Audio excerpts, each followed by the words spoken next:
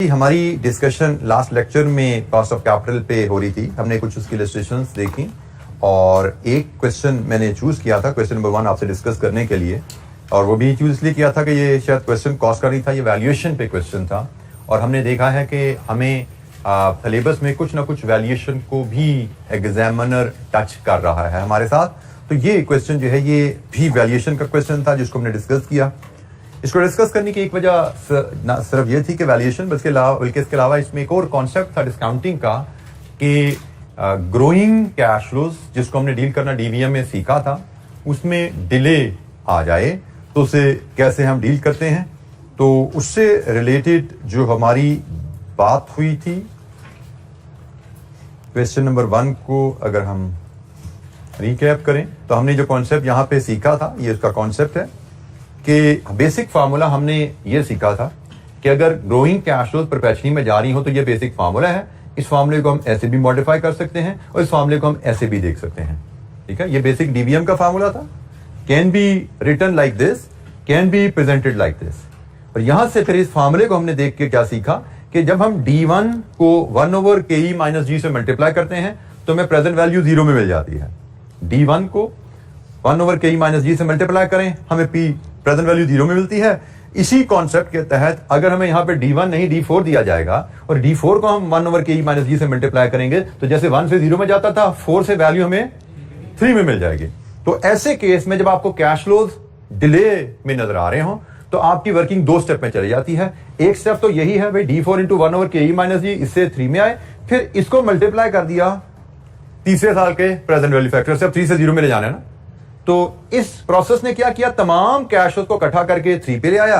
अब 3 से 0 पे ले जाने का काम आपको पता है कि प्रेजेंट वैल्यू फैक्टर से मल्टीप्लाई करें हम 0 पे जाते हैं। तो ये हमें कैलकुलेशन एक रिक्वायर्ड थी जिसको हमने परफॉर्म किया क्वेश्चन नंबर 1 में। और क्वेश्चन नंबर 1 में हमने market value of the share determine की, डीवीएम का असूल अप्लाई किया, लेकिन डीवीएम की कैलकुलेशन स्ट्रेट फॉरवर्ड नहीं थी, थोड़ी सी ट्रिकी थी। असूल अप्लाई हुआ, PV of future dividend should give us market value of the dividends। तो ये जनाब हमने 1 से लेकर 3 तक के डिविडेंड्स की पीवी ले ली और ये 4 से परपेचुइटी तक की पीवी हमने ली, ये इस प्रोसेस से। तो इसलिए हमारा परपेचुइटी में 1 से लेकर परपेचुइटी तक के डिविडेंड्स की प्रेजेंट वैल्यू हमारी बन जाती है। ये 1 से 3 तक के ये हैं और 4 से परपेचुइटी ये दोनों का सम किया, ये हमारे फ्यूचर डिविडेंड्स की प्रेजेंट वैल्यू बन गई। ये हमने क्वेश्चन नंबर 1 का पार्ट ए लास्ट लेक्चर में डिस्कस किया था। कोई सवाल यहां पर? मैं एक छोटी सी एक्टिविटी, यही इस कॉन्सेप्ट को डील करने के लिए एक छोटी सी एक्टिविटी आपको देता हूं, फिर हम इसका पार्ट बी भी डिस्कस करेंगे इंशाअल्लाह।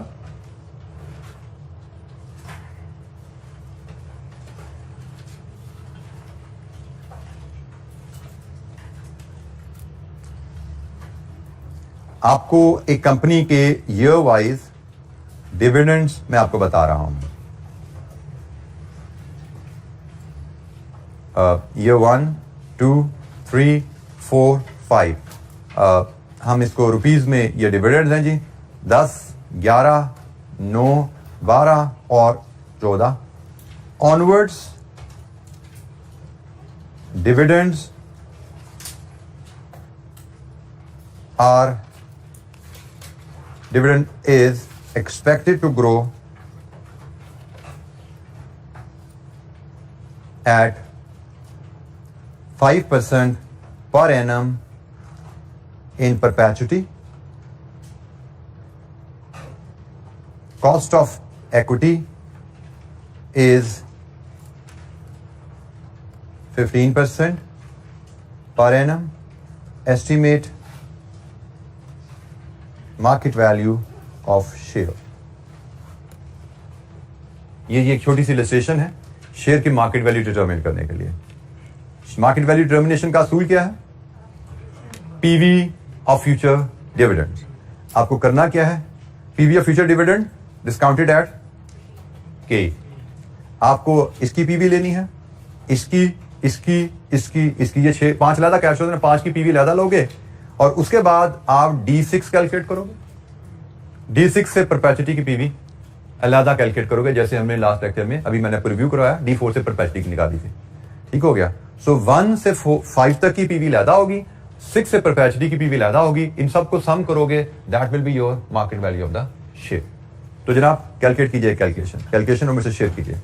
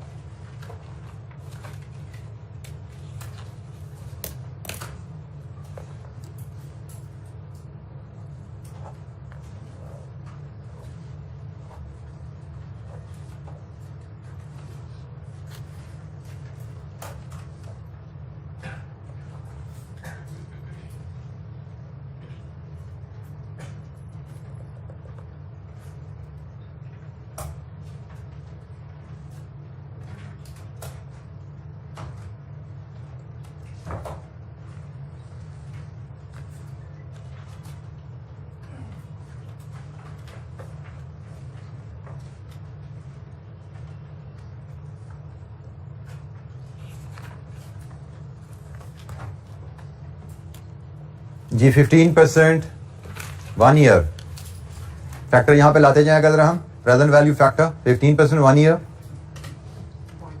0.870, 0.756, 0.658, 0.572, 0.497।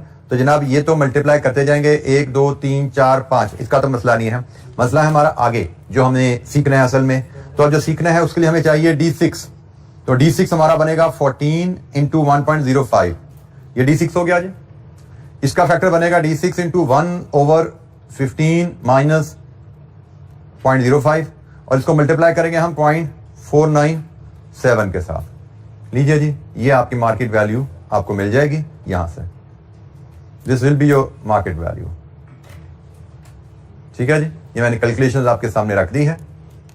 ये आपका D6 है और D6 से परपेचुइटी को डिस्काउंट करना हो विद 5% ग्रोथ रेट, ये इसका डिस्काउंट फैक्टर है। और D6 का मतलब वैल्यू मिलेगी इस फैक्टर की वजह से आपको 5 पे, 5 से 0 पे जाना है तो ये 5 के फैक्टर से मल्टीप्लाई किया, ये आपकी डिस्काउंटिंग आई। टोटल वैल्यू मुझे बता दीजिए यहाँ पे क्या है, टोटल मार्केट वैल्यू बताइए सारी कैलकुलेशन परफॉर्म करते हुए। टोटल मार्केट वैल्यू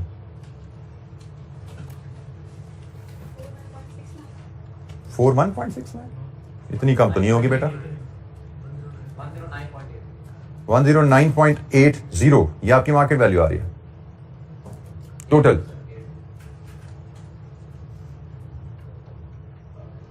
पांच सिंगल कैश फ्लोज हैं और एक परपेचुइटी कैश फ्लोज है। Perpetuity cash flow with growth है और डिले है।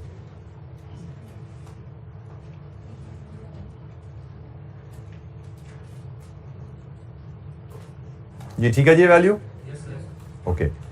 अच्छा जी, हमने ये जो ग्रोइंग कैश फ्लोज को डील करने की एक छोटी सी एक्टिविटी हमने लास्ट लेक्चर में एक सीखी थी क्वेश्चन नंबर 1 से, उसकी मैंने आपसे एक छोटी सी रिवीजन एक्टिविटी भी करवा दी आपको। अब हम दोबारा क्वेश्चन नंबर 1 पे जाएंगे क्योंकि क्वेश्चन नंबर 1 में अभी पार्ट बी हमारा रहता है, हमने सिर्फ पार्ट ए डिस्कस किया था।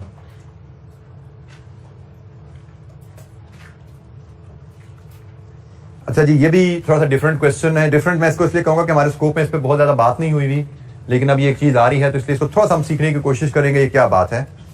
Assuming the Zimba PLC remains all equity financed and using the dividend valuation model, calculate the X dividend price per share at 30th September 20x0 if new investment does take place. अगर नई investment हो जाए तो फिर बताइए आपकी share price कहां जाएगी। तो जनाब नई इन्वेस्टमेंट हो जाए तो उसकी कहानी जो लिखी हुई है वो कहां पे है जी? यहां से शुरू हो रही है। If the investment were financed by a 1-for-3 right issue, it would enable share dividend per share to be increase to 21 on 30th September x0।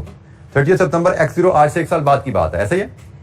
30th September x0 आज से 1 साल बाद की बात है क्योंकि आज की तारीख तो 30th September x1 x आज की तारीख 30th September x0 है। हमें 30th September x1 का डिविडेंड दिया गया है। This is D1, this is D1। उसने कहा कि अगर आप इन्वेस्टमेंट करेंगे तो आपका D1 21 रुपए होगा, और the new investment is however riskier than the average of existing investment, as a result of which the company's overall cost of equity would increase to, नई इन्वेस्टमेंट के बाद कंपनी की कॉस्ट ऑफ इक्विटी 16% पे चली जाएगी।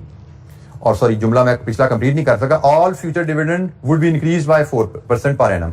तो जनाब ये आपकी जी है, ये आपकी केई है, और ये आपका D1 है। अगर आप इन्वेस्टमेंट कर दोगे तो उसने कहा जी अगर आप इन्वेस्टमेंट कर दोगे तो फिर शेयर प्राइस क्या बनती है 31 दिसंबर 20x0 को। तो 31 दिसंबर 20x0 को प्राइस बनेगी D1 ऑनवर्ड डिविडेंड की प्रेजेंट वैल्यू। तो ये D1 आपको अवेलेबल है। पार्ट बी, क्वेश्चन 1 का पार्ट बी अगर हम देखें, क्वेश्चन 1 का part B it will be simply D1 over KE minus G। ये जी हमारा फॉर्मूला है। D1 गिवन है, KE गिवन है, G गिवन है। तो बताइए शेयर प्राइस कहां जाएगी? 175 रुपीज पर शेयर।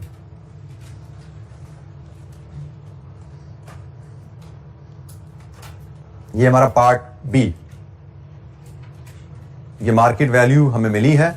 चूंकि D1 की तारीख 30 सितंबर 20x1 है, तो अकॉर्डिंगली ये मार्केट वैल्यू हमारी पीवी है। ये 0 में हमें मिलेगी, और 0 इसके हिसाब से तारीख बनती है 30 सितंबर x0। ठीक है, ये एक साल बाद का डिविडेंड है, तो पीवी तो आज मिलेगा ना। तो आज की तारीख एक साल पहले क्या बनती है?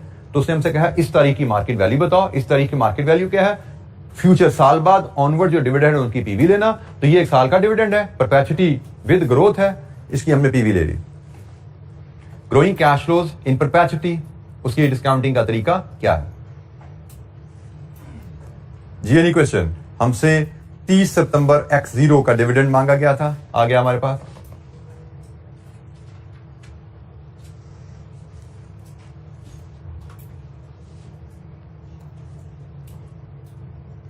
Part C, compare the market values with and without investment and determine whether the new investment should be undertaken.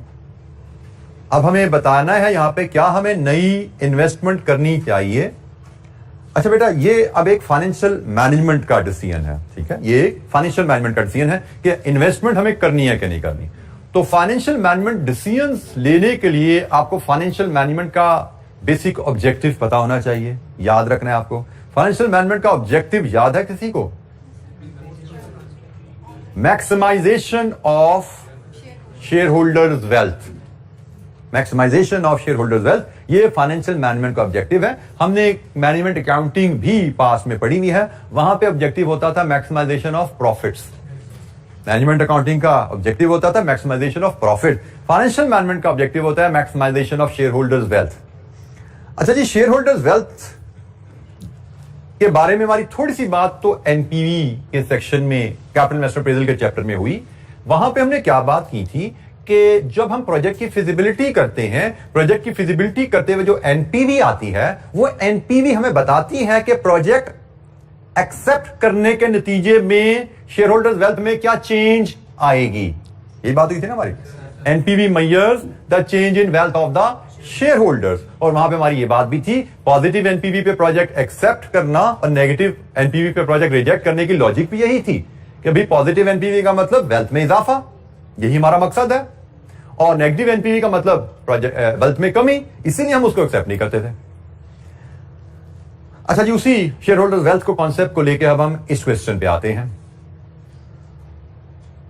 Share holders wealth में चेंज तो एनपीवी से मेजर होती है, लेकिन शेयर होल्डर्स वेल्थ से मुराद क्या लिया जाए कंपनी की कॉन्टेक्स्ट में?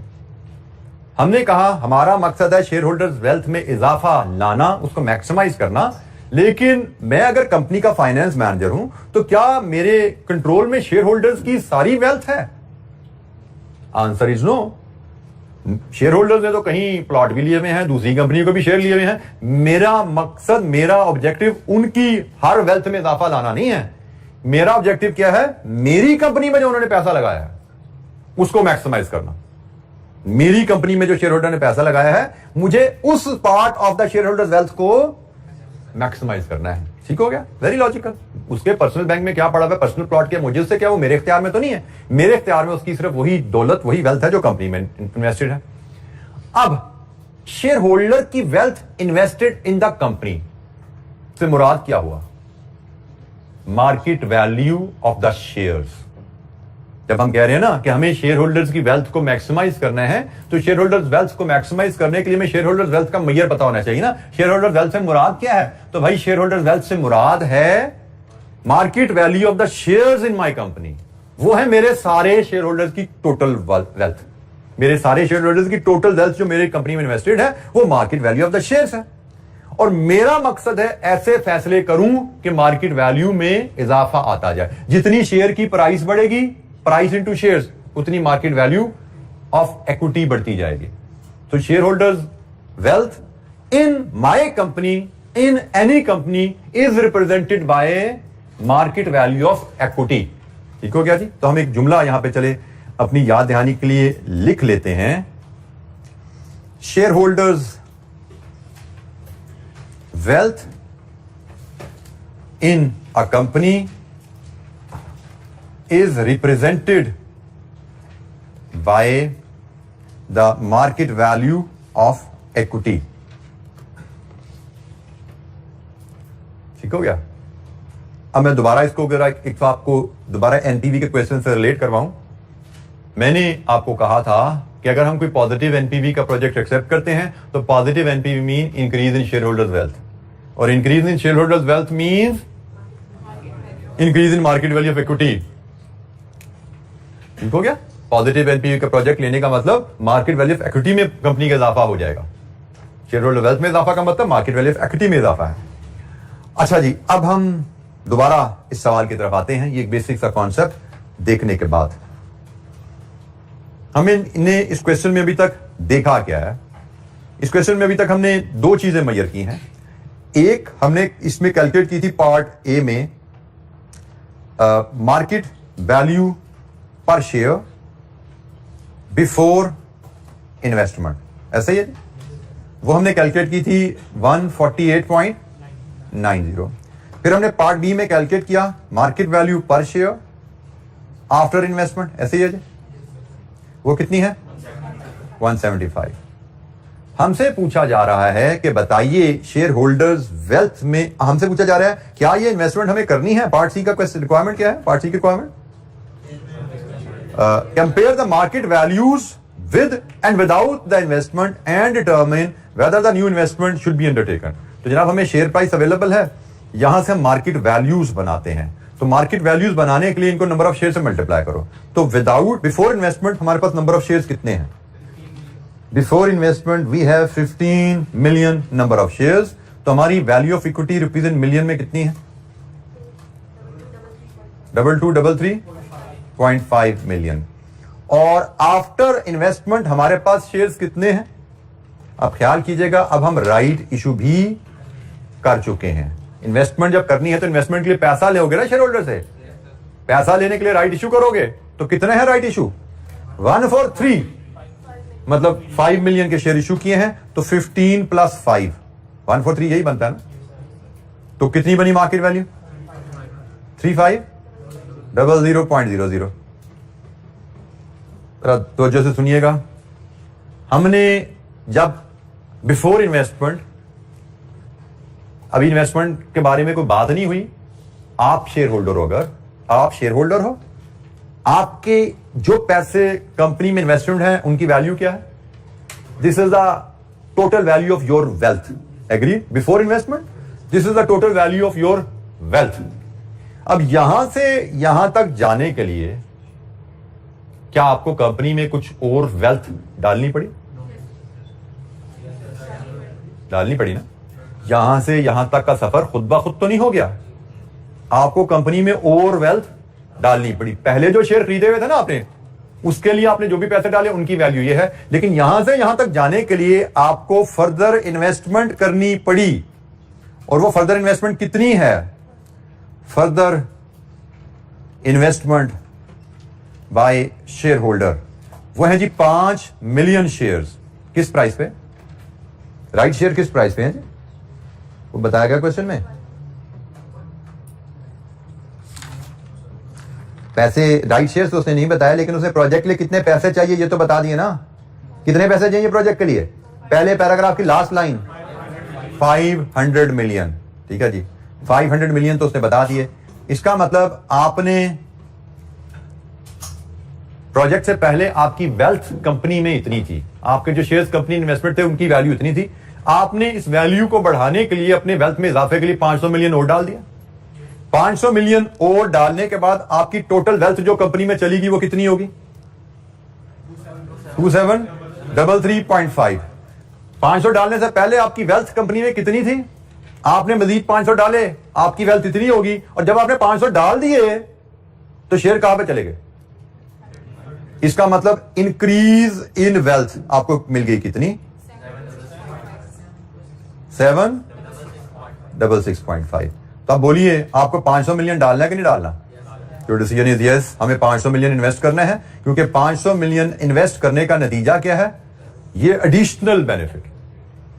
हमारी कंपनी में पहले जो शेयर्स हैं उनकी वैल्यू ये थी, फिर कंपनी ने कहा जी 500 दें, आपका कुछ फायदा होगा। हमने देखा कि अगर हम 500 देते हैं तो हमारी कंपनी में शेयर्स की वैल्यू 3500 पे चली जाएगी। 2200 पे खड़े हैं, 500 डालेंगे, वैल्यू 3500 पे चली जाती है। इसका मतलब इस इन्वेस्टमेंट में हमें इतना फायदा है, हमारी वेल्थ में इतना इजाफा है। और अगर थोड़ा समझना चाहो, सोचना चाहो, रिलेट करना चाहो, तो भाई ये 500 मिलियन किसी प्रोजेक्ट की इनिशियल इन्वेस्टमेंट है और ये उस प्रोजेक्ट की एनपीवी है। NPV measures increase in wealth. अब ये इजाफा जो है इसमें कंपनी का तो कोई कमाल नहीं है ना। ये 500 तो मैंने खुद इन्वेस्टर ने डाले ना, इसमें तो प्रोजेक्ट का कोई कमाल नहीं है। तो इन्वेस्टर ने कंपनी को पैसे दिए। कंपनी का कमाल इंक्रीज इन वेल्थ वो ये है। ये तो सिर्फ शेयर होल्डर की वेल्थ की पॉकेट बदली है। उसके बैंक से निकल के कंपनी के बैंक में पैसे डाल दिए, उसने शेयर बाय कर लिया ना, उसने अपने बैंक से पैसे निकाले, कंपनी को पैसे दे दिए। तो ये तो शेयर होल्डर ने सिर्फ वेल्थ की पॉकेट बदली कि पर्सनल पॉकेट से कंपनी की पॉकेट में डाले। ये वेल्थ में इजाफा नहीं है। वेल्थ में इजाफा ये है कि भाई ये 500 कंपनी को दिए, कंपनी इस प्रोजेक्ट से कोई इनिशियल इन्वेस्टमेंट फाइनेंस करेगी इसी प्रोजेक्ट की, तो उस प्रोजेक्ट की एनपीवी शायद ये है। तो ये वैल्यू ऑफ इक्विटी और एनपीवी का बड़ा ब्रीफ सा रिलेशनशिप मैंने आपसे शेयर किया। पॉसिबली हम जैसे अगर बात करें तो पॉसिबली क्या, यकीनन शायद this is NPV of the project, positive NPV of the project being financed through 500 million. ये इस 500 मिलियन से जो प्रोजेक्ट फाइनेंस हो रहा है ये वो है। जी भाई,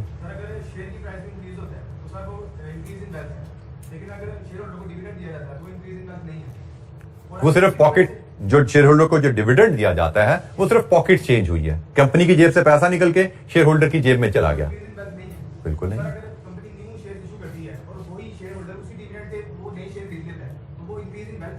अगेन पॉकेट चेंज हुई है। आप बताओ ना, वेल्थ में आपने, कंपनी ने शेयर होल्डर को पैसे दिए, कंपनी के बैंक में पैसे पड़े हुए थे, कंपनी ने डिविडेंड की सूरत में शेयर होल्डर को दे दिए। अब शेयर होल्डर, कंपनी भी तो शेयर होल्डर किया, तो सिर्फ कंपनी की जेब से निकल के शेयर होल्डर की जेब में आए। जो शेयर होल्डर इससे को अमीर हो गया? नहीं, सिर्फ कैश की पॉकेट बदली है। कंपनी भी शेयर होल्डर की है, वहां से निकल के उसके पर्सनल बैंक में पैसे चले गए, कोई फर्क नहीं पड़ा। फिर अगर कंपनी राइट शेयर इशू करती है और शेयर होल्डर उसी पैसे से राइट शेयर बाय कर लेता है, तो वो पैसे दोबारा कंपनी के जेब में पहुंच गए। शेयर होल्डर की वेल्थ में इजाफा नहीं हुआ। वेल्थ में इजाफा कब आएगा? जब कंपनी उस पैसे से कोई प्रोजेक्ट करेगी। कंपनी उस पैसे से कोई प्रोजेक्ट करेगी और प्रोजेक्ट की एनपीवी पॉजिटिव होगी, फिर शेयर होल्डर वेल्थ में इजाफा आएगा। नहीं तो डिविडेंड देना, पैसे लेना, उससे वेल्थ में इजाफा नहीं आया। जैसे ये कंपनी ने 500 लिए शेयर होल्डर से, इससे शेयर होल्डर की वेल्थ में इजाफा आ गया। सिर्फ पैसे लेने से इजाफा नहीं हुआ, शेयर होल्डर के पर्सनल बैंक से पैसे निकल के कंपनी के बैंक में पहुंच गए। तो शेयर होल्डर की वेल्थ इस बैंक में पड़ी है, उस बैंक में पड़ी है, वेल्थ तो वहीं की वहीं खड़ी है। वेल्थ कब बदलेगी? जब ये पैसा किसी प्रोजेक्ट में इन्वेस्ट हुआ जिसकी एनपीवी पॉजिटिव, फिर वेल्थ में इजाफा आया।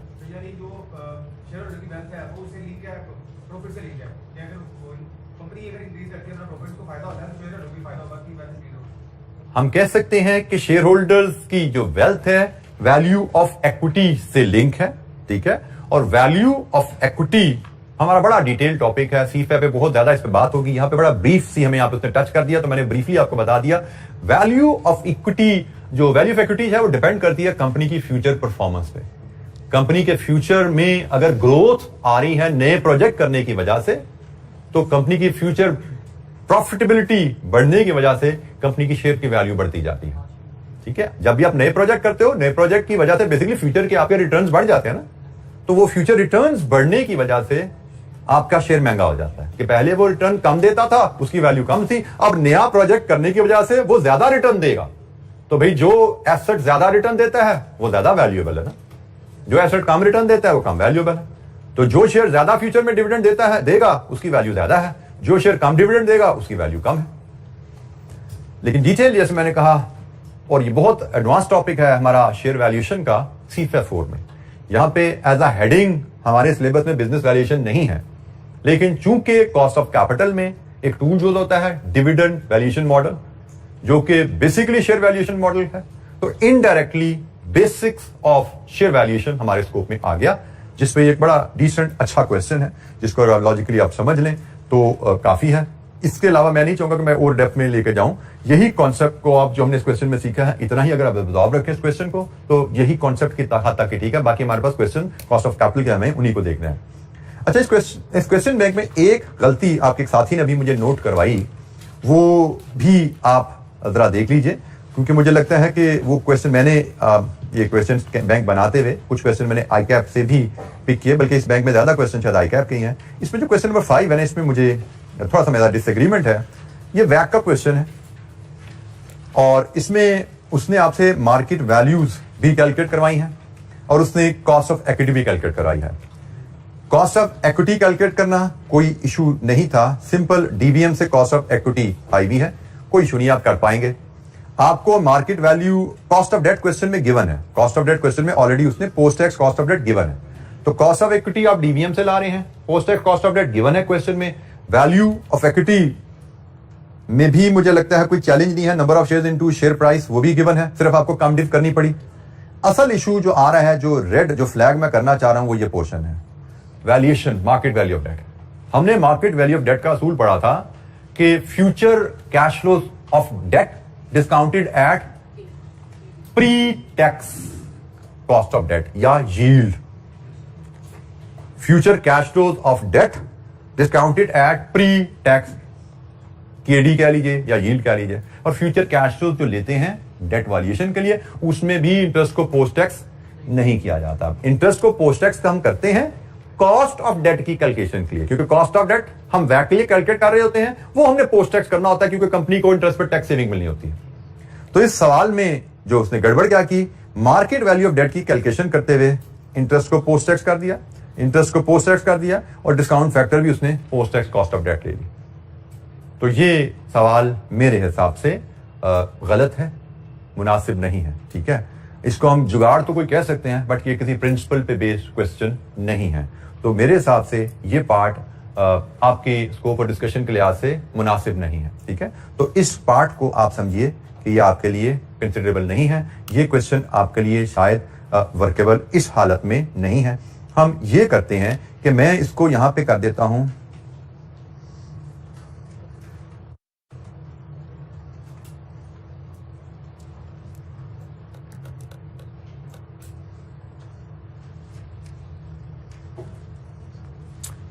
मुझे लगता है शायद इस क्वेश्चन को डूएबल बनाने के लिए आपको यहां पे market value of bond given होनी चाहिए थी, आपको यहां पे market value of the bond given होनी चाहिए थी,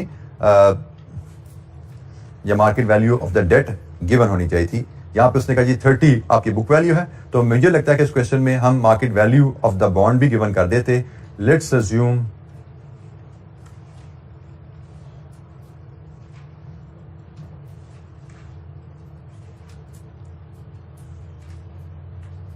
मार्केट वैल्यू, मैं कहता हूं जी जैसे यहां पे उसने कैलकुलेट किया हुआ 30.4, मैं कहता हूं इसमें एग्री नहीं कर रहा, लेकिन मैं आपको कहता हूं ये क्वेश्चन में गिवन है, लेट्स अज्यूम इट इज 31, ठीक है 31 मिलियन। अब आप इस क्वेश्चन को इस लिहाज से करेंगे कि आपको मार्केट वैल्यू ऑफ बॉन्ड भी क्वेश्चन में गिवन हो, तो इस क्वेश्चन को कैसे किया जाएगा? मार्केट वैल्यू ऑफ बॉन्ड की कैलकुलेशन इस क्वेश्चन में जो गिवन है, I don't agree with that, principally वो कैलकुलेशन ठीक नहीं है, उसमें दो फ्लॉज हैं, एक कैश फ्लोज को पोस्ट टैक्स लिया गया है और दूसरा डिस्काउंट फैक्टर भी post tax cost of debt ली गई है। ये दो फ्लॉज हैं जिसकी वजह से मार्केट वैल्यू ऑफ डेट की जो कैलकुलेशन है वो मुनासिब नहीं है, तो मार्केट वैल्यू ऑफ डेट हम यहाँ पे अज्यूम करते हैं कि क्वेश्चन में अगर गिवन हो तो हमें ये क्वेश्चन कैसे करना चाहिए।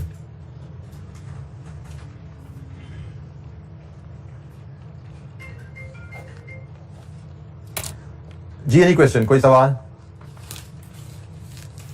अच्छा जी, कॉस्ट ऑफ कैपिटल पे हमारी डिस्कशन कंप्लीट है। इसके क्वेश्चन जो हमने इलस्ट्रेशन हमने चैप्टर में देखी, उन्हीं इलस्ट्रेशन के स्टैंडर्ड पे ही इसके क्वेश्चन जो हमें आके अपने दिए हैं। तो अगर हमने इलस्ट्रेशन अच्छी तरह समझ के की भी हैं तो ये क्वेश्चन भी हमारे बड़ी आसानी से होते हैं, कोई हमें दिक्कत इच्छा इस टॉपिक में नहीं रहती। हम अब मूव करेंगे अपने नेक्स्ट चैप्टर नंबर 4 के ऊपर, जो कि है जी working capital management. Chapter number 4 हमारा है जी वर्किंग कैपिटल मैनेजमेंट। ये जिसका पास्ट पेपर एनालिसिस हम पीछे से जो चैप्टर कवर करके आ चुके हैं। उसके बाद वर्किंग कैपिटल मैनेजमेंट में हम जब मॉडल पेपर देखते हैं तो सिर्फ 1.5 मार्क्स मिलते हैं वहां पे, लेकिन स्प्रिंग 22 में इस पे 10 मार्क का क्वेश्चन हमें आया हुआ है सेक्शन बी में। So we can expect MCQs, जैसे मॉडल पेपर में एक सिर्फ एमसीक्यू 1.5 नंबर का आया, और we can have a long question, जैसे स्प्रिंग 22 में हमें लॉन्ग क्वेश्चन आया 10 मार्क्स का। So we should be prepared for both. So working capital management का चैप्टर, ये चैप्टर कभी भी कैप लेवल पे नहीं पढ़ाया गया। जिसका कॉस्ट ऑफ कैपिटल के बारे में मैंने कहा, जो हमने पिछला चैप्टर पढ़ा वो भी कैप लेवल पे कभी नहीं पढ़ाया गया। इसी तरह ये चैप्टर भी कैप लेवल पे कभी नहीं पढ़ाया गया।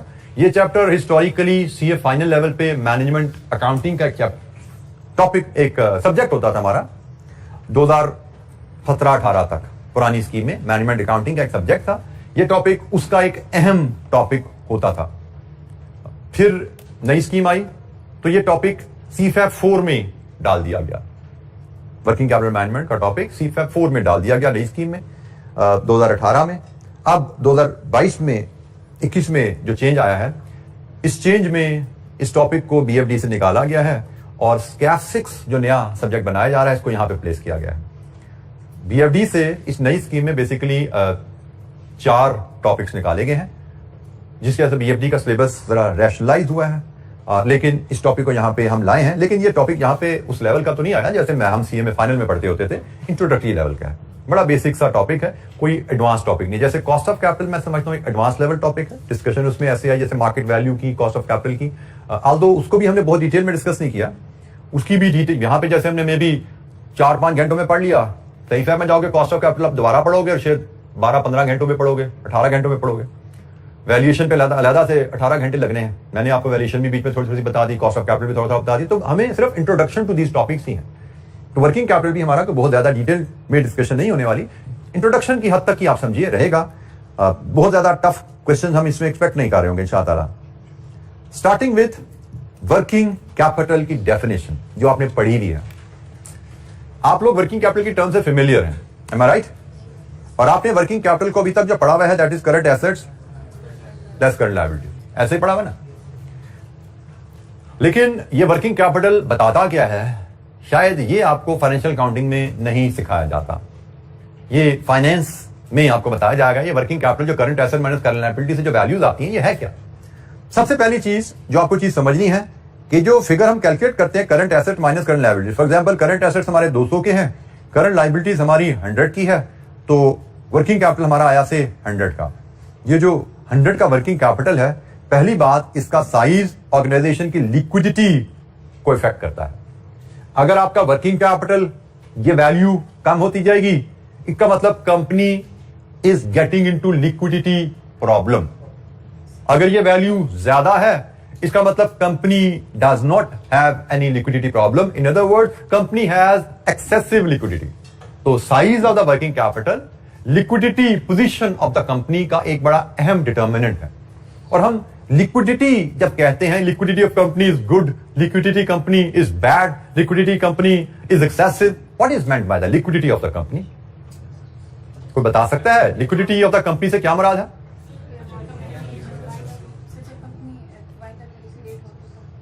Absolutely not. लिक्विडिटी, एक बच्चा हाथ खड़ा करे जी। एग्जैक्टली, लिक्विडिटी से मुराद ability of the company to pay off its liability. Specially liquidity में short term liabilities, current liabilities को कंसिडर किया जाता है। लिक्विडिटी ऑफ द कंपनी से मुराद होता है ability of the company to pay off its current liabilities when they fall due.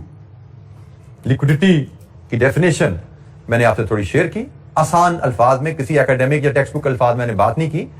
मैं फिर अगर रिपीट करूं, liquidity of the company means ability of the company to pay off its current liabilities when they fall due. तो हम कह रहे हैं कि size of the working capital that is an important determinant of liquidity of the company. अगर आपका working capital का size ज्यादा है, इट मींस आप बड़ी आसानी से अपनी करंट लायबिलिटीज को ड्यू डेट पे कर पाओगे। अगर आपका वर्किंग कैपिटल का साइज कम है, वैल्यू कम है, इसका मतलब जब आपकी करंट लायबिलिटीज ड्यू होंगी आपको उनकी पेमेंट में दिक्कत होगी। वर्किंग कैपिटल की वैल्यू क्या है? वर्किंग कैपिटल की वैल्यू लिक्विडिटी डिटर्मिनेंट है। और एक और अंदाज, अब यह है वो असल अंदाज फाइनेंशियल मैनेजमेंट का कि वर्किंग कैपिटल का मतलब क्या है। अब इसमें ना एक वर्ड कैपिटल आ रहा है। कैपिटल क्या होता है? कैपिटल से मुराद होता है long term funds invested in business. शायद आपको कॉस्ट ऑफ कैपिटल के एरिया मैंने बताया था आपको कि आपने कैपिटल फाइनेंशियल अकाउंटिंग में पढ़ा हुआ है, कैपिटल मींस इक्विटी। लेकिन मैंने आपको यहां पे क्लियर किया था कि भाई फाइनेंशियल मैनेजमेंट में हमारा कैपिटल से मुराद होता है कैपिटल एम्प्लॉयड, और कैपिटल एम्प्लॉयड का मतलब होता है long term debt plus equity.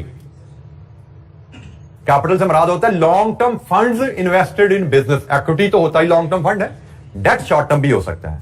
तो इसलिए जब हम कहते हैं कैपिटल का मतलब क्या है, कैपिटल का मतलब कैपिटल एम्प्लॉयड है, long term debt plus equity.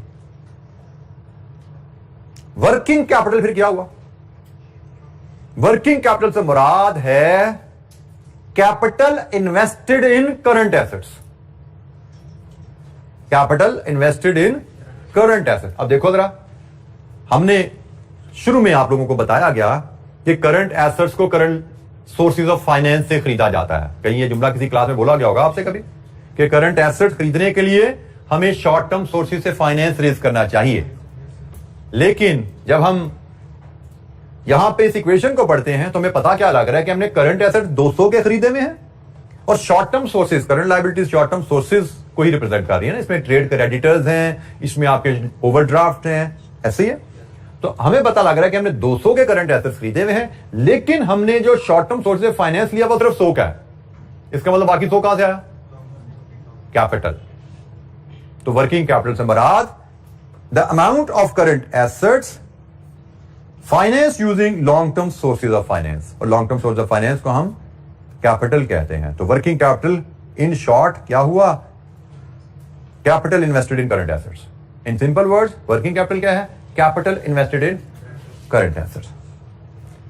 Calculation की इक्वेशन वही है जो आपने बचपन में सीखी हुई है, current asset minus current liabilities. लेकिन ये 100 रुपया बता क्या रहा है? Capital invested in current asset. Current asset में टोटल इन्वेस्टमेंट 200 है, इस 200 में से कैपिटल कहां? कैपिटल कितना है? 100। बाकी जो 100 है वो शॉर्ट, वो कैपिटल नहीं है, वो शॉर्ट टर्म सोर्सेज है, जिसमें ट्रेड क्रेडिटर्स भी आ जाता है, जिसमें बैंक ओवरड्राफ्ट भी आ जाता है। तो ये जनाब हमारी वर्किंग कैपिटल का मीनिंग हमने समझा, वर्किंग कैपिटल का मतलब क्या है। अब हम टॉपिक के ऊपर आते हैं, वर्किंग कैपिटल मैनेजमेंट। जब हम वर्किंग कैपिटल मैनेजमेंट कहते हैं ना, तो वर्किंग कैपिटल मैनेजमेंट का मतलब है management of current assets and current liabilities. Management of current assets and current liabilities, क्योंकि करंट एसेट्स और करंट लायबिलिटीज को मिला के ही तो वर्किंग कैपिटल बन रहा है। So management of current assets and current liabilities, हमें इनको मैनेज करना सीखना है। ये मैनेजमेंट बड़ी अहम है। इसकी अहमियत का अंदाजा आप इस बात से लगा लो कि दुनिया के जो बिजनेसेस ज्यादातर फेल होते हैं ना, चलते हुए कारोबार, मुनाफा बख्श कारोबार एकदम बंद हो जाते हैं। उनके बंद होने के वजह जो होती है, कोई गलत फैक्ट्री लगाना नहीं होती, कोई गलत कैपिटल इन्वेस्टमेंट नहीं होती। उनके बंद होने, ज्यादातर बिजनेसेस के बंद होने की वजह होती है poor working capital management. Current assets और करंट लायबिलिटीज को सही तरह मैनेज नहीं किया। अब मैनेजमेंट से मुराद क्या है, कैसे मैनेज करना है, वो हम ब्रीफली यहां पे सीखेंगे। हमारे सिलेबस में बहुत ज्यादा डिटेल डेप्थ यहां पे नहीं है, हमें ओवरव्यू इस टॉपिक का लेना है। कुछ बेसिक छोटी छोटी सी कैलकुलेशन भी हम बीच में इन्वॉल्व करेंगे। तो जनाब सबसे पहले तो वर्किंग कैपिटल मैनेजमेंट बहुत अहम है। अगर वर्किंग कैपिटल को अच्छी तरह मैनेज ना किया जाए तो चलता हुआ कारोबार, एक प्रॉफिटेबल बिजनेस भी बंद हो जाता है। यह चीज ध्यान में रखिएगा। तो अच्छा, फिर हमें वर्किंग कैपिटल मैनेजमेंट जरूरी बहुत है, लेकिन उसके ऑब्जेक्टिव क्या हैं? हम क्या हासिल क्या करना चाहते हैं वर्किंग कैपिटल मैनेजमेंट से? ऑब्जेक्टिव पता होगा तो ही आप काम कर पाओगे ना। आप यहां बैठे हो, आपको पता है कि मुझे कैफ 6 के पेपर में कम से कम 50 मार्क्स चाहिए, दिस इज योर ऑब्जेक्टिव। फिलहाल शॉर्ट टर्म बात करें तो उसके हिसाब से आप तैयारी कर रहे हो। अगर आपको 5 मार्क्स ही ना पता होते, जैसे हमें नहीं पता होता था, फिर भी हमने हासिल कर लिया, तो ऑब्जेक्टिव मुश्किल होता है। लेकिन हमें बस फिर सूरत में जब टारगेट नहीं पता होता तो हम जब पढ़ते थे तो हम कहते थे भाई इसका मतलब बेस्ट करना है, बेस्ट से बेस्ट मार्क्स लेने हैं। कितने लेने हैं हमें पता ही नहीं होता था। लेकिन अगर आपका ऑब्जेक्टिव आपके सामने है तो आपकी परफॉर्मेंस बड़ी कैलकुलेटेड और मेजर्ड वे में आगे चलती है। एनीवेज, हम कहते हैं वर्किंग कैपिटल मैनेजमेंट के ट्विन ऑब्जेक्टिव हैं। एक ऑब्जेक्टिव है company should maintain sufficient liquidity. वो हमने समझ लिया लिक्विडिटी का मतलब क्या, कि हमारे पास कम से कम इतने एसेट जरूर हों कि जब हमारी लायबिलिटीज की ड्यू डेट आए आसानी से पे कर सकें। We should maintain sufficient liquidity, this is objective number 1। और सेकंड ऑब्जेक्टिव है तो भाई कारोबार चलाना है तो प्रॉफिट भी तो कमाना है। सिर्फ लायबिलिटियां नहीं पे करने के लिए कारोबार कर रहे, मुनाफा कमाने के लिए पे कर रहे हैं। इन दोनों ऑब्जेक्टिव्स को यहां रखा क्यों जाता है? सफिशिएंट लिक्विडिटी से मुराद आपके पास सफिशिएंट करंट एसेट्स होने चाहिए, क्योंकि हमने कहा लिक्विडिटी का मेजर क्या है, ये इसको बढ़ाने को लिक्विडिटी कहा जा रहा है। वैल्यू ज्यादा रखो। इसको बढ़ाने का मतलब क्या है? इसको बढ़ाओ, करंट एसेट बढ़ाओ। और करंट एसेट क्या है? Stocks, cash. भाई करंट एसेट स्टॉक्स है या कैश है, they need funds. Debit side पे एसेट डेबिट होगा तो क्रेडिट साइड पे भी तो कुछ क्रेडिट होगा ना। वो क्रेडिट आपका लोन होगा, वो क्रेडिट आपका इक्विटी भी हो सकता है, लॉन्ग टर्म लोन या इक्विटी। तो हम कहते हैं जी पहला ऑब्जेक्टिव है लिक्विडिटी बढ़ाना। लिक्विडिटी बढ़ाने के लिए हमें एसेट्स को बढ़ाने की जरूरत है, और एसेट्स को बढ़ाएंगे, लिक्विड तो हम हो गए, लेकिन एसेट्स को बढ़ाएंगे तो क्रेडिट साइड पे लोन भी तो बढ़ जाएगा, फंड्स भी तो बिजनेस में ज्यादा आ गए ना। और जब लोन बढ़ गया तो प्रॉफिट नीचे चला जाएगा। तो हमने कहा जी हमने लिक्विडिटी बढ़ानी है लेकिन प्रॉफिट भी बढ़ाना है। And these two objectives they have conflict, इनका कॉन्फ्लिक्ट है आपस में। तो वर्किंग कैपिटल ऑब्जेक्टिव्स क्या है? 1, 2, और अहम चीज इनका आपस में कॉन्फ्लिक्ट है, इनको बैलेंस करना पड़ेगा। इट्स जस्ट लाइक जैसे हमने ऑर्डरिंग कॉस्ट होल्डिंग कॉस्ट में कॉन्फ्लिक्ट देखा था ना। एक को बढ़ाते तो दूसरी गिर जाती थी, इसको गिराते तो ये बढ़ जाती थी। वो भी एक कॉन्फ्लिक्ट है ना। तो हमने कहा दोनों चीजें हमने हासिल करनी है, हमने दोनों को काम करना है, लेकिन कॉन्फ्लिक्ट था। यहां पे भी लगभग वैसी ही बात है कि हमने लिक्विडिटी भी मेंटेन करनी है, हमने प्रॉफिटेबिलिटी भी मैक्सिमाइज करनी है, लेकिन इन दोनों मसलों को इकट्ठा चलाना बड़ा मुश्किल है। इसका मतलब we will have to learn some techniques, tool to strike balance करना ना हमने, कि भाई ये भी रहे और ये भी रहे। इसकी तरफ तवज्जो करेंगे तो प्रॉफिट्स डाउन होना शुरू हो जाएंगे, और प्रॉफिट बढ़ाने के लिए आप लोन कम करोगे तो इन्वेस्टमेंट कम हो जाएगी करंट एसेट में, लिक्विडिटी इशू आ जाएंगे। तो ये हमारा ऑब्जेक्टिव है। इस ऑब्जेक्टिव को कैसे हासिल करना है, क्या चीजें डिस्कस करनी है, उस पर इंशाअल्लाह हम कल बात को आगे लेके चलेंगे। आज के लिए इतना इंशाअल्लाह। Thank you. अस्सलाम वालेकुम।